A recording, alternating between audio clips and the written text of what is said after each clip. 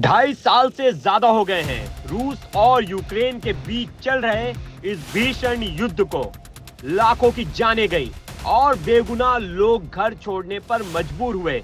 लेकिन अब एक ऐसी खबर आई है जो पूरे युद्ध का रुख बदल सकती है। यूक्रेन के राष्ट्रपति वोलोदिमीर ज़ेलेंस्की ने ऐसा बयान दिया है जिसने दुनिया भर में हलचल मचा दी है। द टेलीग्राफ के अनुसार ज़ेलेंस्की अब रूस के साथ युद्ध विराम करने के लिए तैयार हो गए और वो भी एक चौंकाने वाली शर्त के साथ। ज़ेलेंस्की ने कहा, शांति के लिए रूस को दे सकते हैं यूक्रेनी जमीन। जी हां, आपने सही सुना। ज़ेलेंस्की अब रूस के साथ समझौता करने के लिए अपनी जमीन छोड़ने को तैयार हैं। अगर हमें युद्ध विराम करना है तो हमें अपने नियंत्रण वाले क्षेत्रों को अस्थायी रूप से रूस को देना होगा, लेकिन नाटो की सुरक्षा में। ज़ेलेंस्की का यह बयान युद्ध के बीच सबसे बड़े मोड़ की तरह सामने आया है। पहली बार यूक्रेन की तरफ से यह संकेत दिया जा रहा है कि वो रूस के कब्जे में आए अपने क्षेत्रों को अस्थायी रूप से छोड़ने को तैयार हैं। यूक्रेन का कहना है कि यह जमीन अस्थायी रूप से रूस के लिए होगी, लेकिन उसकी सुरक्षा नाटो करेगा। इसका मतलब यह हुआ कि रूस कब्जा तो करेगा, लेकिन नाटो की निगरानी में। अब इस कदम के पीछे असली दाव है नाटो।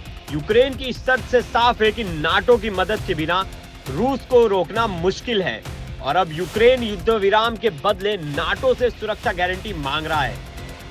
यह ज़ेलेंस्की के पहले के बयानों से एक बड़ा बदलाव है, जहां उन्होंने रूस से लड़ाई जारी रखने की कसम खाई थी, लेकिन अब कूटनीति रास्ता अपनाने की बात कर रहे हैं। ज़ेलेंस्की का यह प्लान है कि युद्ध विराम के बाद यूक्रेन कूटनीति रूप से नाटो की मदद से अपने छूटे हुए क्षेत्रों को वापस लेने की कोशिश करेगा।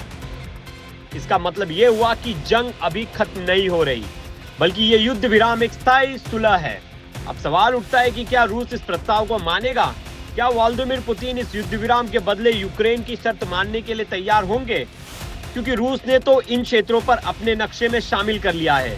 रूस का सीधा दावा है कि क्रीमिया और जिन 4 क्षेत्रों पर उसने कब्जा किया है वो अब हमेशा के लिए उसके हैं।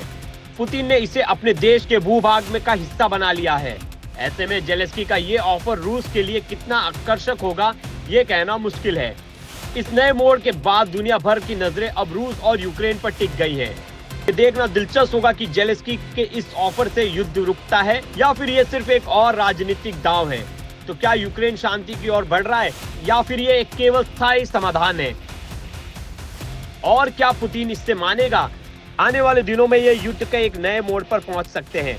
आपको क्या लगता है? क्या ज़ेलेंस्की का ये कदम सही है? क्या उन्होंने यूक्रेन के भविष्य से समझौता कर लिया है? ब्यूरो रिपोर्ट, क्राइम तक।